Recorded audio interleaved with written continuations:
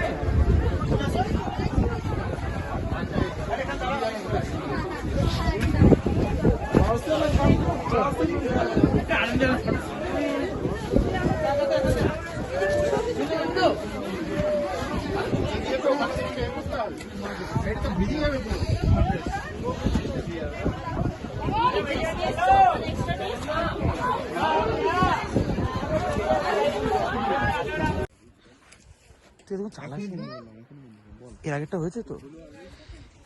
এইটা হলো ভুটানে যাওয়ার রাস্তা, হ্যাঁ একদম ভুটানের, যেটা ভুটানের আন্ডারেই পড়ে, বাট এটাকে কন্ট্রোল করে ইন্ডিয়ান আর্মি। এটাকে ইন্ডিয়ান আর্মি কন্ট্রোল করছে বর্তমানে। এখন আগে আমার জানা মতো, আমি জানি না আমি ঠিক বলছি না ভুল বলছি, আমার জানা মতো আগে ভুটানের সঙ্গে ইন্ডিয়ানদের বা আমাদের ভারতীয়দের খুব ভালো সম্পর্ক ছিল, বা ওদের গভর্নমেন্টের সঙ্গে আমাদের গভর্নমেন্টের, বা ওদের তো গভর্নমেন্ট নেই, ওদের হলো রাজারা শাসন করে দেশ। তো ওদের রাজা একটা চাইনিজ মহিলাকে বিয়ে করেছে, চাইনিজ মহিলাটাকে বিয়ে করেছে, যার জন্য এখন ইন্ডিয়ার সঙ্গে ভুটানের সেই আগের মতো যে ফ্রেন্ডশিপ সম্পর্কটা, সেটা অনেক তলানিতে গড়িয়েছে, যা আমার জানা আছে। তো এই হলো ব্যাপার। কিন্তু বর্তমানে এখনো অবধি আমাদের ইন্ডিয়ান সেনারা যা পরিশ্রম করছে তা অতুলনীয়। এমনি সারা ওয়ার্ল্ডের মধ্যে প্রথম 5 বা প্রথম 10-এ আমাদের সেনারা নেই। আমাদের সেনাদের হার মানাতে গেলে বুকের ফাটা দম থাকতে হবে, সেটা চায়না হোক, ভুটান হোক, নেপাল হোক, আর যেসব কান্ট্রি হোক না কেন, তাদের নাম আর নিলাম না।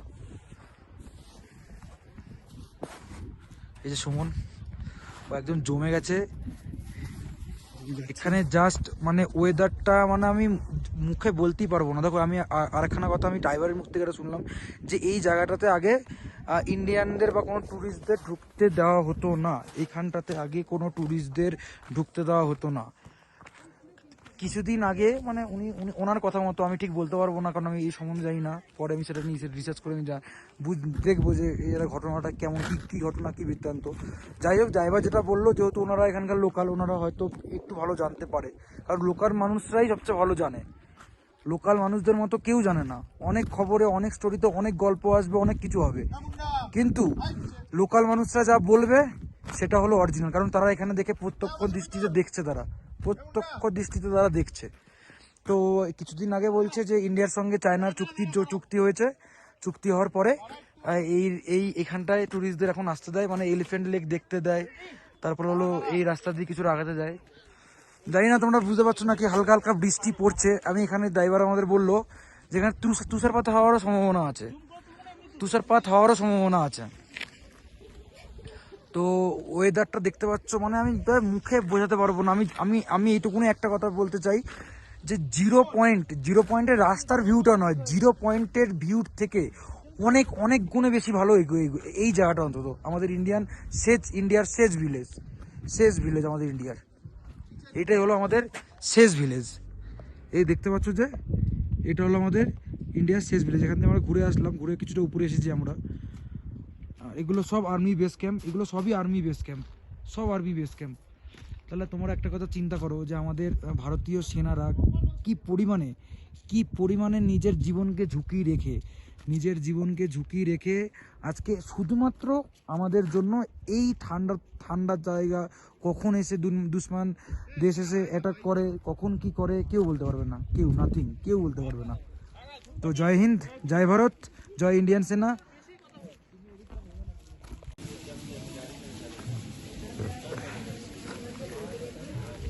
শুনুন, জোরে জোরে শুরু হয়ে গেছে স্নোফল, এই দেখ জোরে জোরে হচ্ছে এখন স্নোফল জোরে জোরে হচ্ছে, এই দেখো। আমি জানি না তোমরা বুঝতে পারছো নাকি।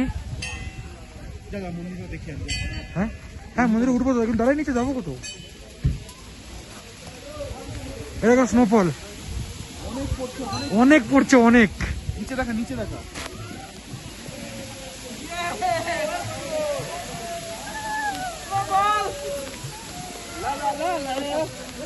টিনের আওয়াজ তো শোনা, টিনের আওয়াজ শোনা। জয়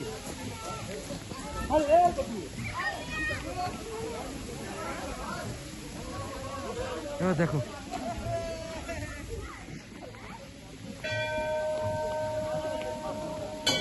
প্রচুর স্নোফল হচ্ছে এখানে, বড় বড় দানা।